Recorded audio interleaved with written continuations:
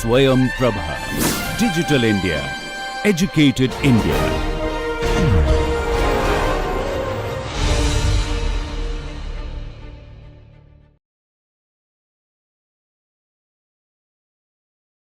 Hello, sir.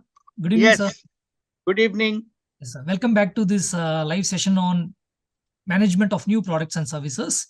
Yes, please. Participants, Professor Jayanta Chatterjee, sir, is here with us to address all your queries. Please post your doubts in the chat box. Meantime, we will address few questions which are posted in the Google form. So shall I read the first question, sir? Yes.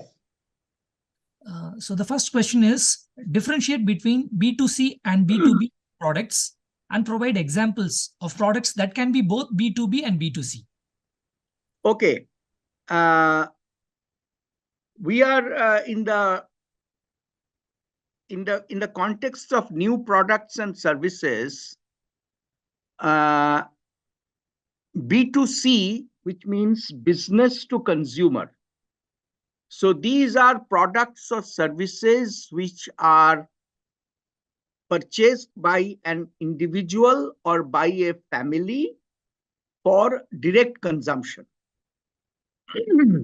So if you are buying a toothpaste or the mother is buying a toothpaste for the family or for the children, it's a B2C product purchase situation. If you are attending a course, then you are online course and you are paying yourself or your company is paying, but the course is for your own personal consumption or benefit,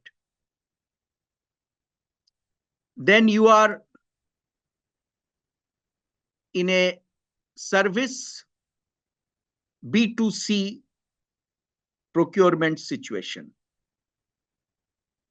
If you are going to the hospital for a treatment, for your treatment or treatment of somebody in your family, and you are paying or your family is paying, then again it is a service procurement situation in the B2C context. Now it could be a new toothpaste, that is a new product B2C procurement situation. It could be a new treatment, medical treatment, that is a B2C service procurement situation. It could be a new type of hybrid online offline mixed course that you are procuring. That is again a B2C service procurement situation. But if your company is getting into a negotiated contract with a large chain of hospitals across the country for treatment of the employees at any one of those facilities, then it is a business, your company, entering into a deal with the healthcare providing company, the hospital chain or the nursing home chain. This is a B2B service procurement situation. So here, the company is not procuring the healthcare service for the company's managing director, or they are getting it for a large number of people who are members of that organization. And on the other side, it could be provided at any one of the outlets of the hospital chain. This is a B2B service procurement situation. If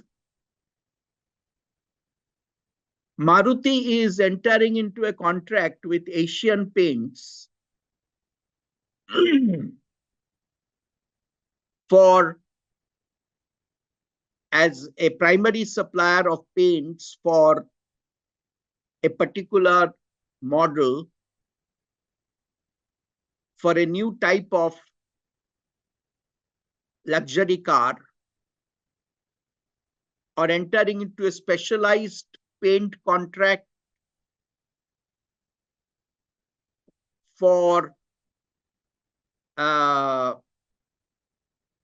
sports utility vehicles, for rugged duty cars, special rust-proof hardy paint, that is a B2B situation for a specialized product.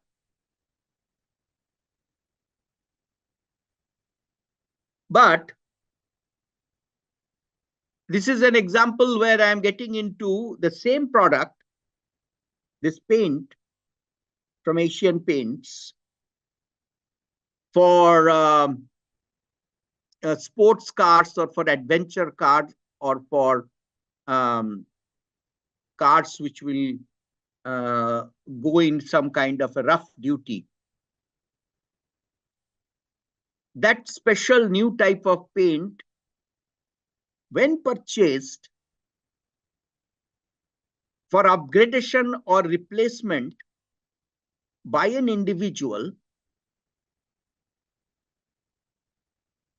then that same paint which was purchased by Maruti or Tata Motors or Mahindras from Asian Paints in a B2B situation now becomes the same product, but now becomes a B2C, because you as an individual, you are buying it for your personal car.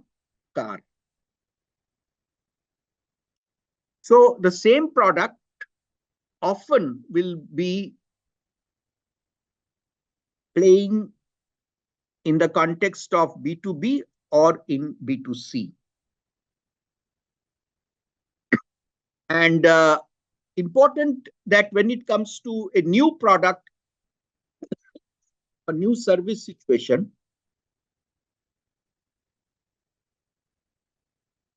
then in a B2B, there are many issues which are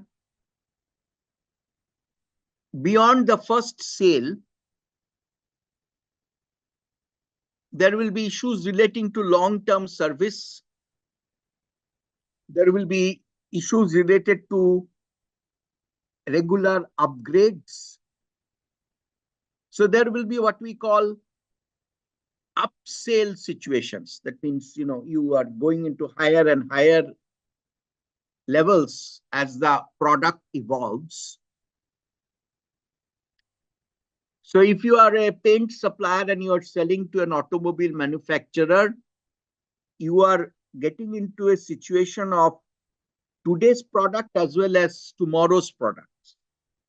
If you are successful with today's product, then you are opening the door to your prospect towards the future products. So you must be gearing up to keep pace with your customers' new products. So in the new product, new service context, in the B2B, you necessarily must take a long-range view. You must have a strategic approach. And the same also applies to consumer durables. That means if you are selling a refrigerator or you are selling a washing machine, then you will often take a long-range view or a more systems view And if you have made a successful sale, if you're somebody like Samsung and you have made a successful sale of a new TV, then you might identify that buyer as a possible customer for your new range of refrigerators or washing machines or dryers. In fact, these days, smart companies,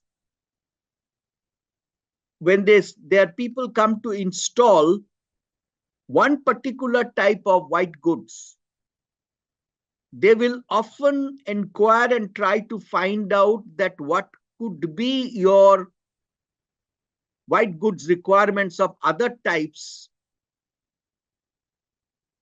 3 months from now or 6 months from now or next year, and that will go into the database,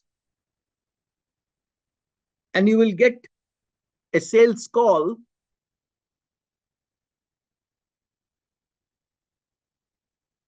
from the seller. So here also, usually long range views are taken. Even in case of medicines, healthcare,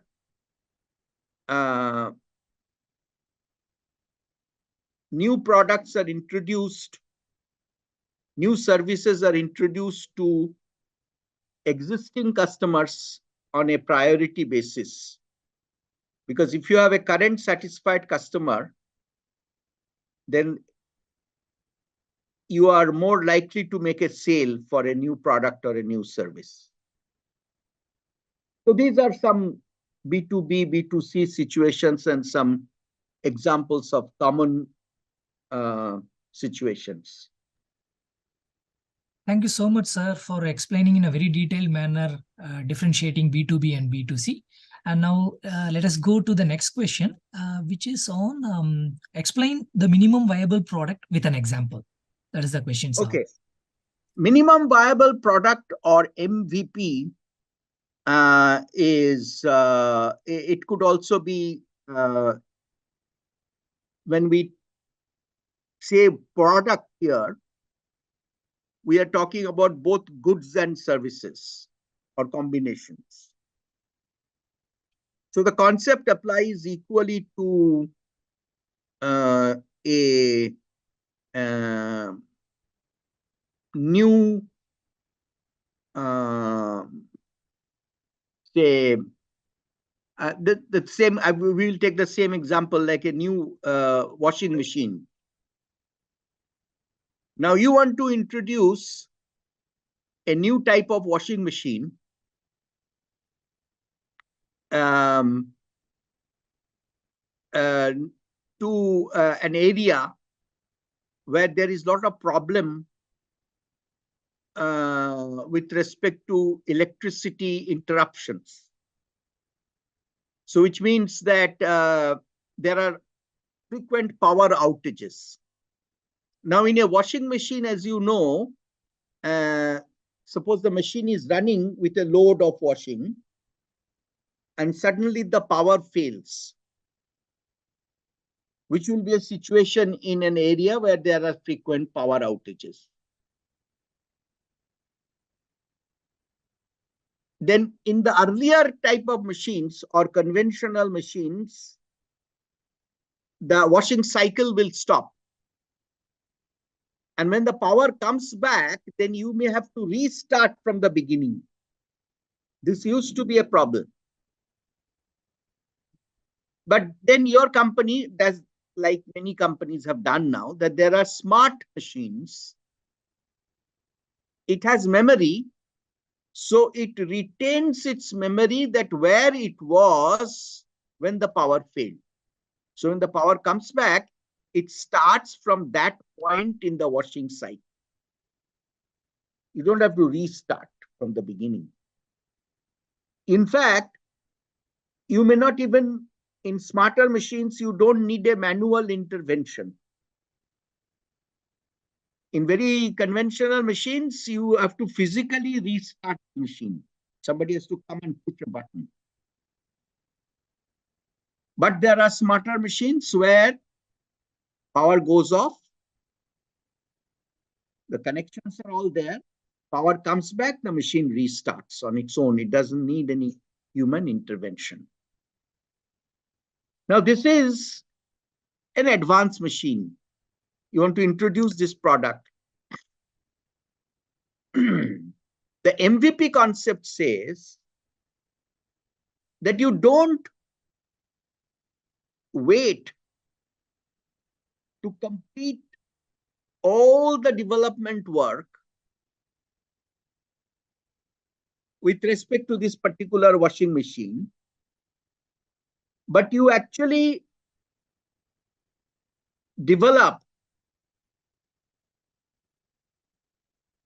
the product which offers all the minimum required features.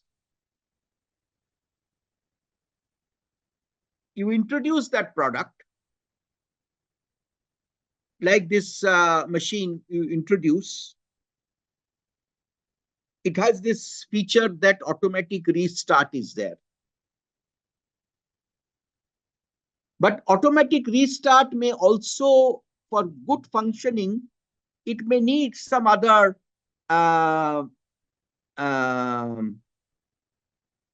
other features. It may need for example, a better display, a more digital display which shows that where the cycle stopped when the power went out. So when it restarts, it shows you. But initially, in the minimum viable product, you may not have the display fully ready. But you will launch the product because the basic proposition that you are offering in this advanced machine, which is automatic restart and memory of the cycle where it stopped, that is already developed. But all this display, additional display feature, warning, beeping, alarms, all these may not be there, or a signal to your mobile phone that the machine has stopped or the machine has restarted. All these features might not be fully ready as yet, but you don't wait for that. You launch the initial version. This initial version, which is viable and provides the minimum level of the key features,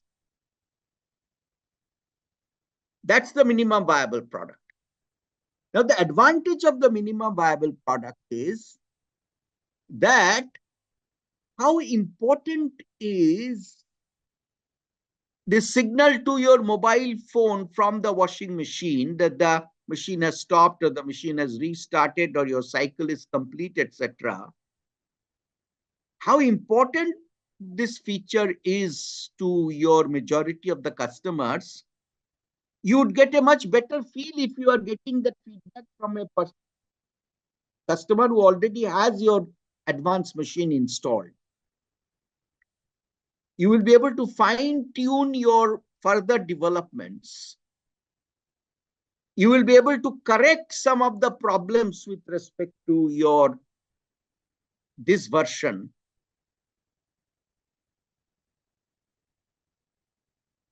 If you take the MVP approach. So the MVP says that you launch the minimum viable product, get continuous feedback from the customers, get continuous feedback from your field trials, and keep on improving the product. And in this concept, you never have a final product. You are in the mode of continuous development, continuous enhancements, and a necessarily long-term relationship building with the customer. And in many cases, you are involving the customer in creating the design specification, the design requirement, at least, if not the specification. Clear definition of what is important to the user. These are advantages and these are necessary requirements to make the MVP approach successful. So that's the minimum viable product. So I gave an example of the washing machine. I could give an example of a service, which is, say, for example, a food delivery service. Now you are launching a food delivery service. That's the product. Now you may initially launch the features where local restaurants are supplying to local customers. So you are actually providing an application where the menus of the different restaurants are available and the customers have the ability to connect, and the restaurants also have a view of what the customers are ordering, and you are providing the platform where the people who are seeking food supply are getting matched to people who can, restaurants who can supply the food. Now, if you have this thing is ready and robust, you go ahead and launch the product.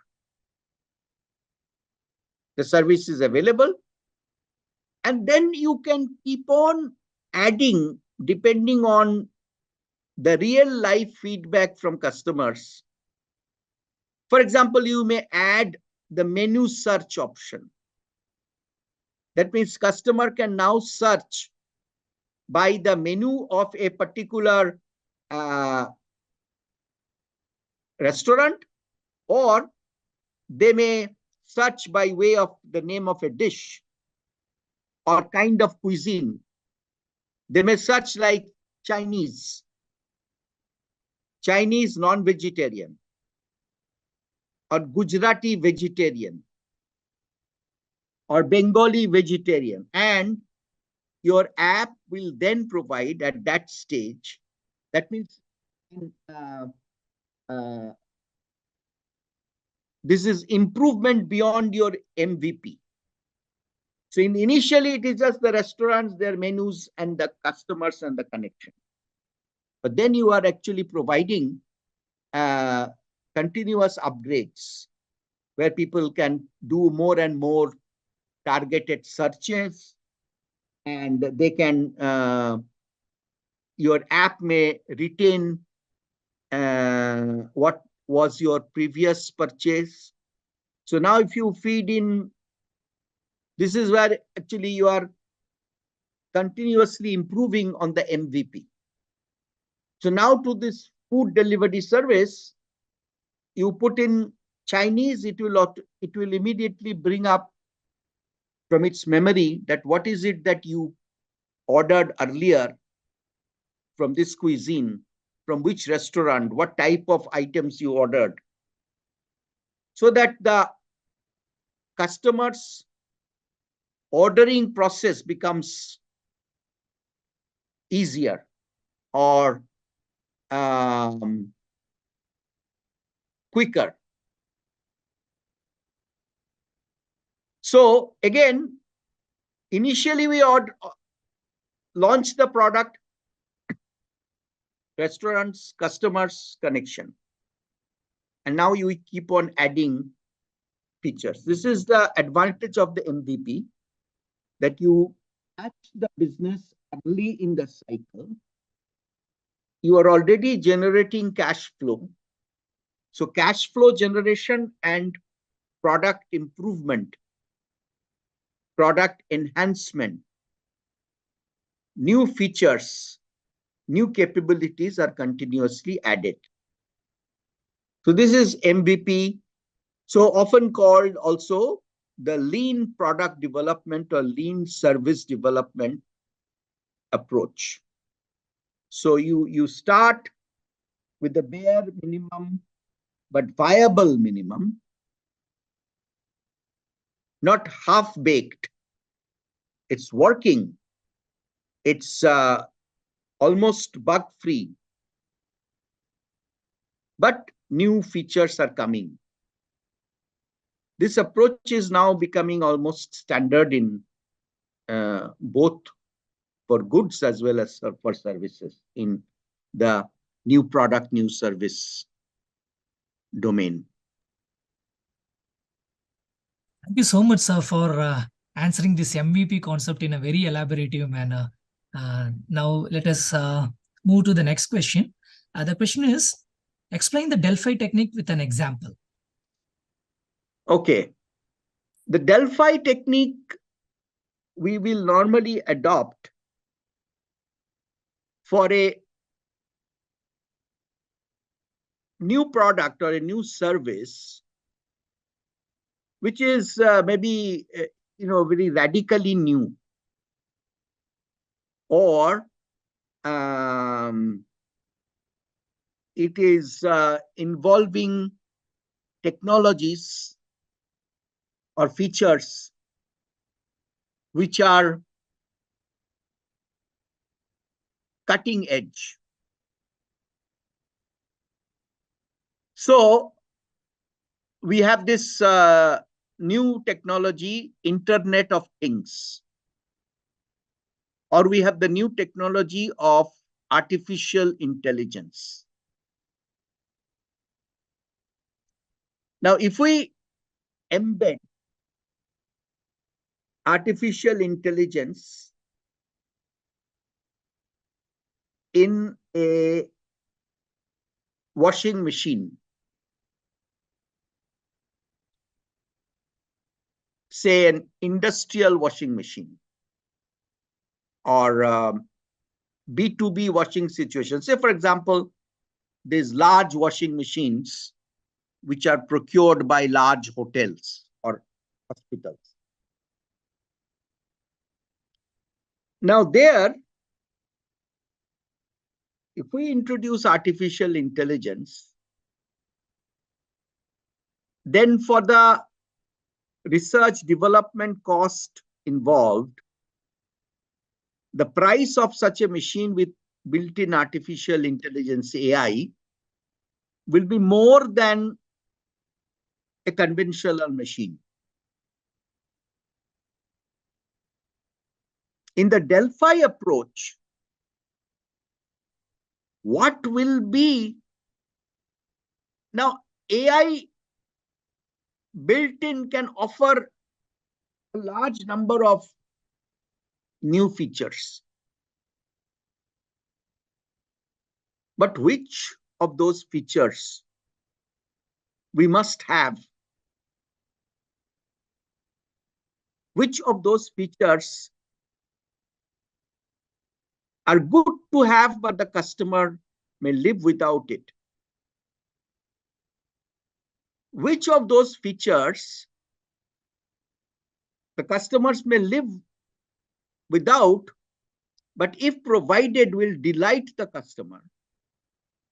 To know these winning combinations,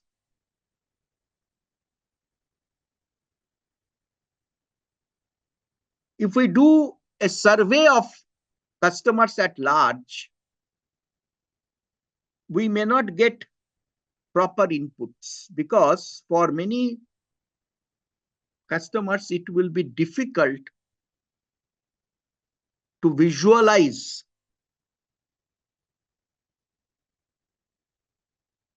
all the nuances, finer points of this new technology, new feature provided by artificial intelligence. So in industry, we often adopt the Delphi technique, where we create a series of questions which we circulate among experts. People who can easily understand that what advantages will be provided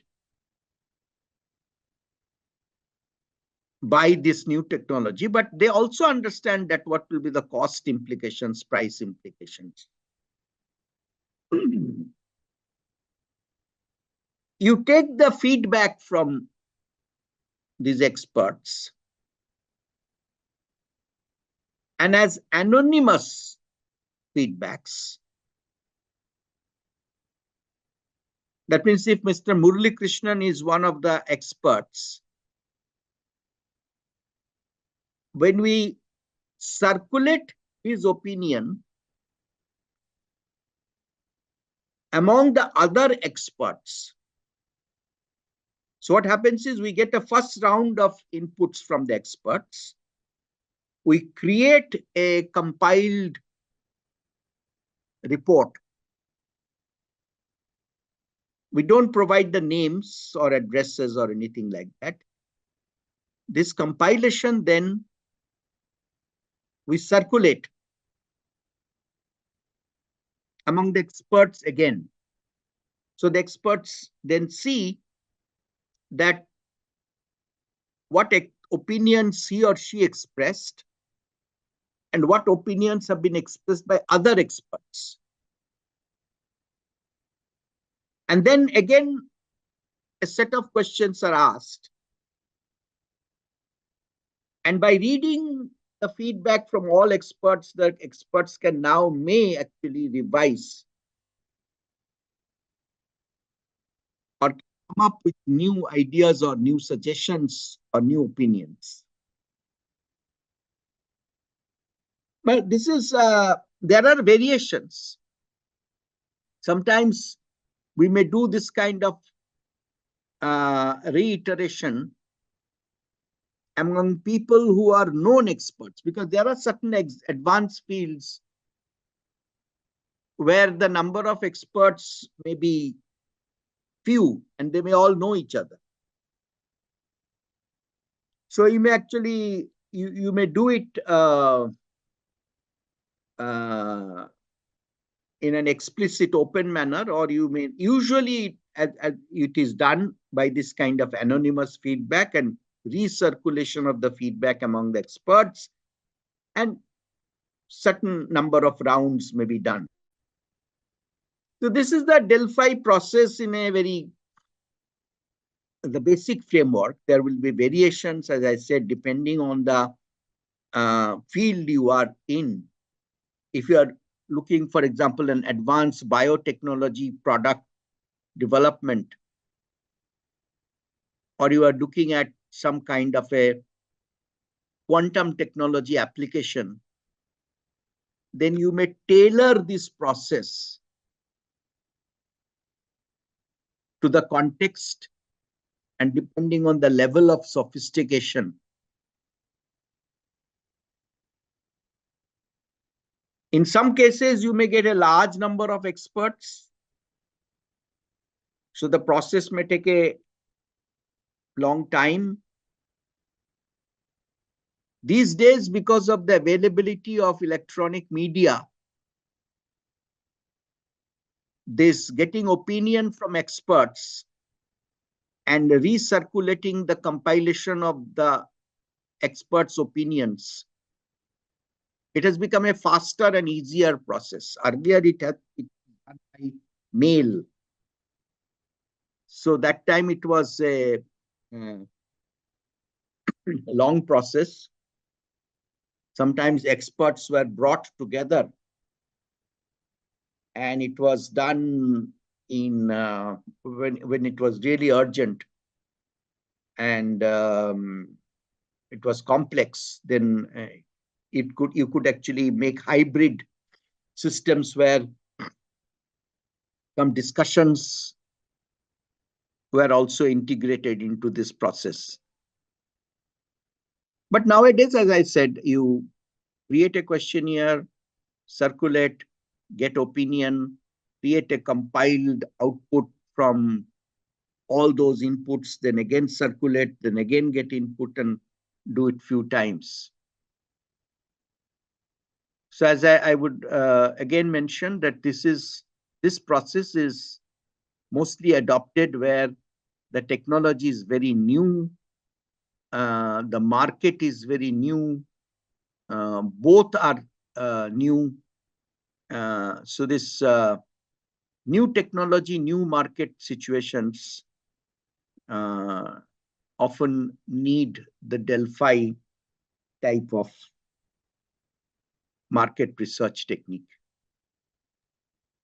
Thank you so much, sir, for providing insights on Delphi technique. So two more questions are posted in YouTube chat box. I will just read the first question. Explain briefly the concepts of TAM1 and TAM2, that is total addressable market and total available market with examples, sir. Just briefly, a student wants you to explain, sir. Okay. The TAM1 and TAM2 are very useful concepts. So, and also it is easy to understand if I put it in the geographical market sense. So you are a company located, you are an incubated company in IIT Kanpur, and you have developed a certain biotechnology product which will be very useful for orthopedic treatment for broken bones and for damaged bones after accidents. Now you have developed this new product, which is a lot of improvement on the current products available in the market.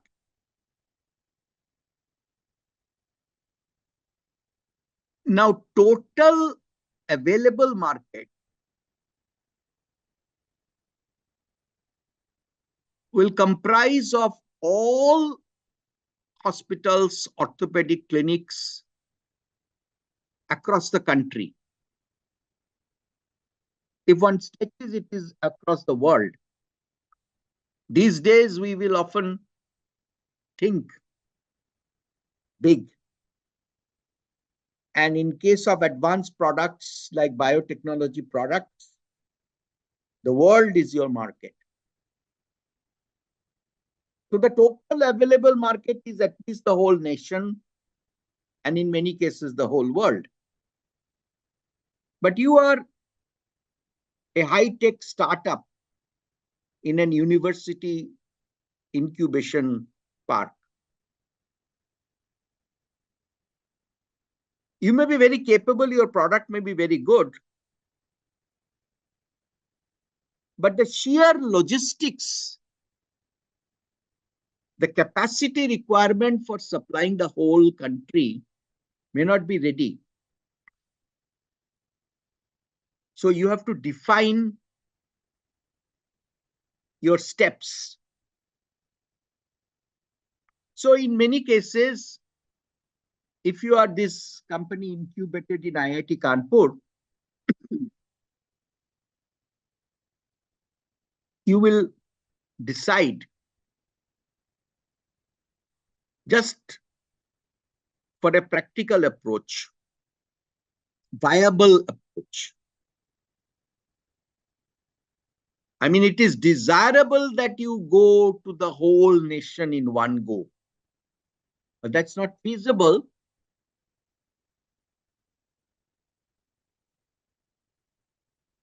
And that may not be viable financially or in terms of capacity, organizational capacity, your production capacity. So you may decide that, okay, I will first target all the orthopedic hospitals and outlets, treatment centers in the Kanpur, Lucknow, Allahabad, Varanasi area, that part of North India. So that is your total addressed market. So the total available market is a bigger, the subsection of that is this total addressed market. And you may have a plan that, okay, I will, in the next step, I will go to Delhi, Bhopal.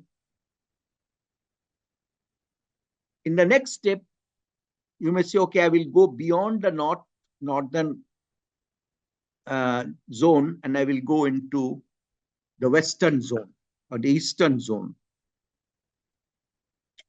So this step-by-step approach is how we go from total addressed market to total available market. Thank you so Yes. much. I think the student Nidhi Agarwal who has posted that question is happy that we have addressed her query. And one final question, sir. I'll just read out the query. Explain briefly platform strategy with an example, sir. So with this thing, we will conclude the section, sir. It's almost time. So, the platform strategy was popularized by the automotive industries. And if I give examples from the automotive industry, it becomes very easy to understand. These days, when a new model of car is introduced, we often think in terms of, like, for example, Maruti, when they first introduced their models, they had one platform, which means they had one combination of chassis, engine, and body, the Maruti 800. Now, almost with the same platform, with a little variation, with a different body, a little bigger body, and a bigger engine, the structure more or less remained the same. So the platform means basically earlier in an automobile, the chassis, that was almost synonymous with the platform. So you elongate the chassis and provide a different shape body, and it becomes the van. You change the chassis a little bit differently and provide a different structure of body, and it becomes I think what it used to be called the kind of the Jeep-like structure of the car. So you have maybe a hatchback, slight variation. You have a sedan, 4-door version. So sometimes you may have a 2-door version, little change, a 4-door version, a little change, a van, a little change, a SUV or mini SUV, or sometimes now it is called a multi-utility vehicle. You may have a 4-wheel drive version for rugged terrains. You may even have nowadays, some of the platforms include a variation which is a luggage carrier, a small micro goods vehicle. So this is the whole concept of platform. That means don't think in terms of one product in one form with one package of features, but think in terms of building blocks, the engine as a building block, the chassis as a building block, the body as a building block. the fuel options, that means electric, hybrid, CNG, diesel, petrol, all kinds of fuel options are a building block. And you mix and match these building blocks and you create products for different market segments for different applications. And you necessarily, therefore, when you take the platform approach, you take a long range view. You decide that, okay, these are the 4 variants I will be introducing to start with. Then over the next 5 years, these are the improvements I will do. And these are the new capabilities I will add. And these are the new segments, market segments I will address. Or this is how I will protect my current market segment from new entrants. So this big map, mental map, a strategic vision drives the platform strategy. That's why we often say that think in terms of a platform as opposed to a product. No more this one-off, one package concept of the earlier product management approach, but building blocks, combine, recombine, create different options for different market segments. That's the platform approach. Thank you so much, sir, for explaining in a detailed manner about platform strategy. So with this query, we will end this session, sir. So yes, sir. So thank you so much, sir, for your valuable time. Thank you, participants. If you have any queries, please do post in the discussion forum of our course. Thanks, everyone. Thank you, sir. Bye, sir. Thank you. Bye-bye. Good night, sir.